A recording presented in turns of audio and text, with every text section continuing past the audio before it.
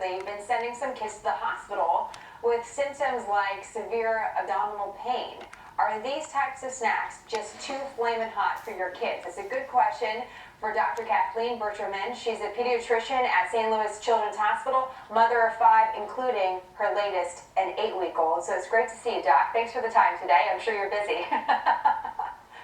Thanks for having me. So let's talk a little bit about Cheetos. When you see dangerous in Cheetos in the headline, you wonder, is this for real? Are these snacks dangerous? Well, what we saw here in St. Louis was a lot of kids coming into the ER with concern for blood in their poop, but really it was just the red food dye from eating tons and tons of Cheetos.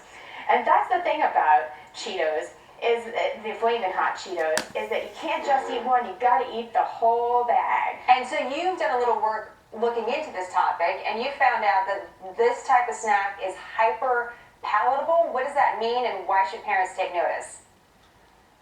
Well, flamin' hot Cheetos, like many snack foods, are engineered with just the right combination of fat, salt, and sugar to make your brain release a natural kind of opioid. So it actually is a minor opioid addiction, which is why you just want to keep eating more. But flamin' hot Cheetos adds a red pepper spice, a red pepper-like spice that causes a burn sensation. And that causes even more natural opioid release, so you really just keep eating them. And if you're a kid and you don't have a lot of willpower, or maybe even you're an adult without a lot of willpower, you're going to eat the whole bag, not just one serving. Well, some of our crew actually tested the Red Hot Cheetos and found them to be delicious. So maybe that's why they're such good sellers with kids as well. Do you let your children eat these snacks?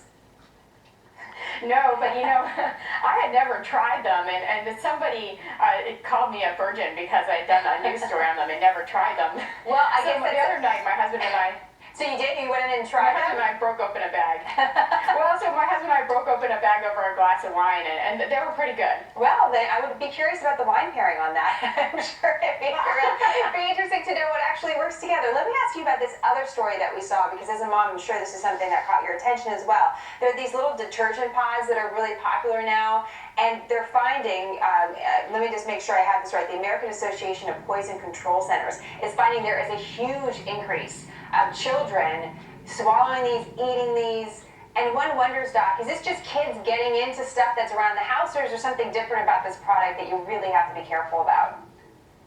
No, there's something different. What's different is they look really cool and they look tasty. They're in these colorful packages that look like candy, and the containers used to be translucent, and so you saw these colorful balls through a clear plastic box that looked like a candy jar, and you stick your little toddler hand in there and they're kind of squishy and they feel really good, and guess what? The toddlers are starting to eat them.